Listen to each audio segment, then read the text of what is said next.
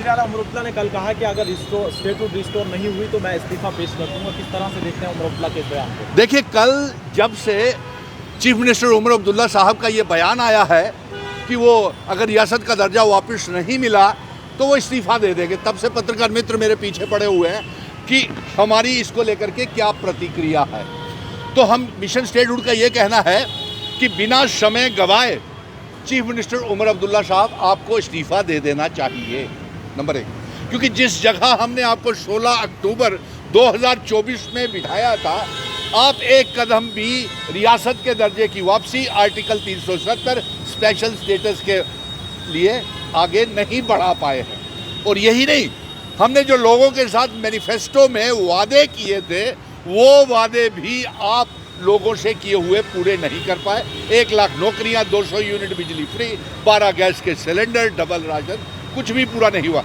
और आप इस्तीफा देने की बात कर रहे हैं तो आपको बिना समय गवाए इस्तीफा दे देना चाहिए। क्योंकि राज्यसभा के चुनावों में बहुत बड़ी भारतीय जनता पार्टी ने खरीद फरोख्त की है।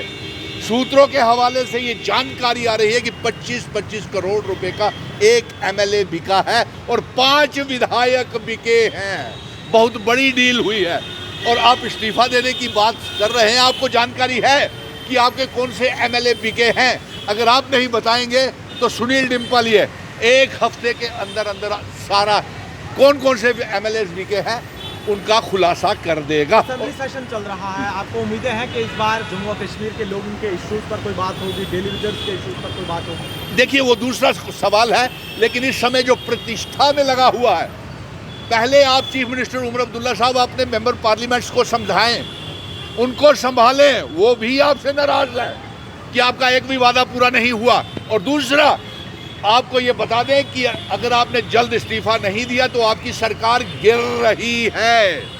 आपके 14 से 18 एमएलए भारतीय जनता पार्टी के संपर्क कांटेक्ट में है और आपकी सरकार गिरने के कगार में है। हम उसका भी खुलासा कर देंगे। और राज्यसभा की क्रॉस वोटिंग में कितनी बड़ी डील हुई है? 125 करोड़ रुपए की डील हुई है।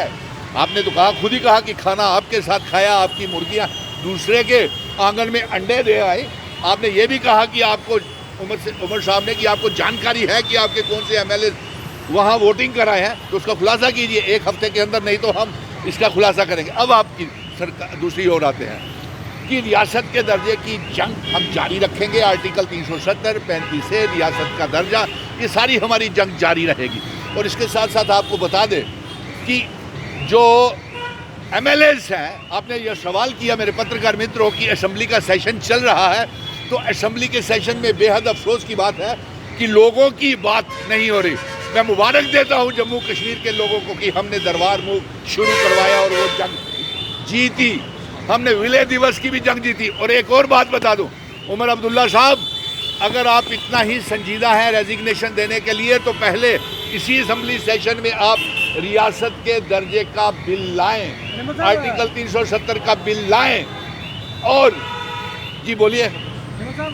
जिस तरह से कल मेंबर पार्लियामेंट रोहुल्ला मेहदी और मियां अल्ताफ वारिद कंक्लेव में हिस्सा ले रहे थे, जहां एक तरफ डिप्टी सीएम साहब कहते हैं कि हम उन्हें पहचानने से इनकार कर रहे हैं, वहीं दूसरी तरफ मियां अल्ताफ और रोहुल्ला मेहदी ये कह रहे हैं कि उमर अब्दुल्ला सिर्फ बातें कर रहा है, सिर्फ बहाने बना रहा है, अपना कोई भी वादा उन्हें पूरा नहीं। मुझे मालूम है आप मुझसे बार बार नेशनल कॉन्फ्रेंस के मुतल्लिक और हमसे क्यों सवाल पूछते हैं, क्योंकि नेशनल कॉन्फ्रेंस की सरकार, अलायंस की सरकार बनाने में मिशन स्टेटहुड का बहुत बड़ा योगदान है। आप नहीं जानते हैं, ये उनकी अंदरूनी कला है, इन फाइटिंग दिखा रही है। आपके एमएलएज आपके साथ नहीं, आपके वो क्रॉस वोटिंग कर देते हैं। आपके मेंबर पार्लियामेंट आपके साथ नहीं, वो क्रॉस वोटिंग कर देते हैं। 14 से 18 एमएलए अभी भी भारतीय जनता पार्टी के साथ मिले हुए हैं। किसी भी समय आपकी सरकार गिर सकती है और मिड टर्म पोल की तरफ जल्द ही आप देखेंगे कि बिहार के चुनावों के बाद ये असेंबली गिर जाएगी। इससे पहले कि असेंबली गिरे आप इस्तीफा दे दें। और इस्तीफे की जब आप बात कर रहे हैं तो इसी असेंबली सेशन में आप रियासत के दर्जे का आर्टिकल 370 का बिल लाएं।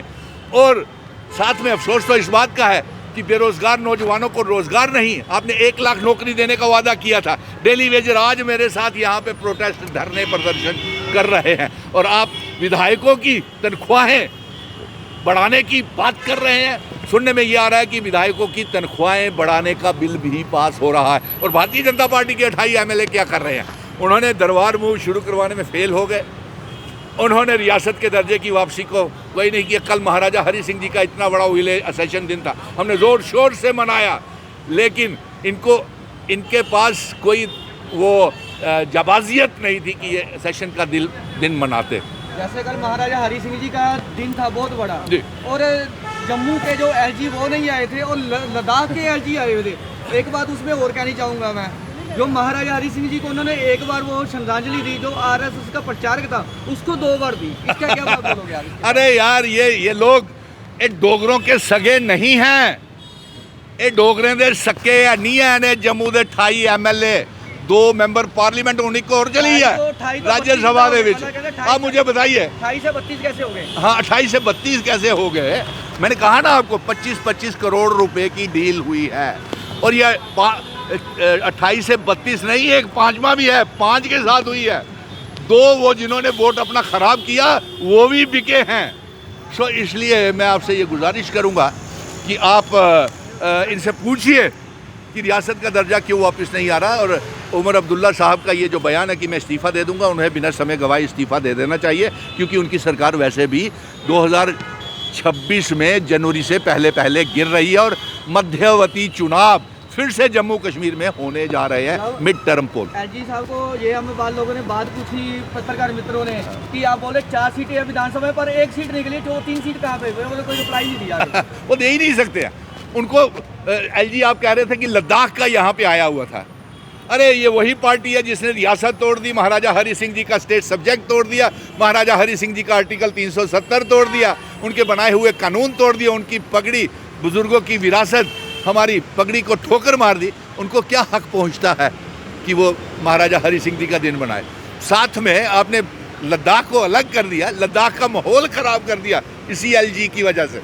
सोनम वांगचुक जो है वो जेल में बंद पड़ा हुआ है, उसके ऊपर NSA झूठा लगा करके, महराज मलिक को PSA लगा करके वहाँ पे बंद किया हुआ है। So this is all. और मैं ये कहूँगा कि आप लोग ये जो इनकी फेलियर्स हैं वो बताएं, क्योंकि इन्हीं की मुर्गियाँ भारतीय जनता पार्टी को अंडा दे के आए। कितने का अंडा दे के आए हैं वो उस लॉलीपॉप ने खुद ही मान लिया था कि हम कर रहे हैं। तो इसलिए इसमें कोई बुरी बात नहीं है, हम जल्द ही इसका भी खुलासा कर देंगे।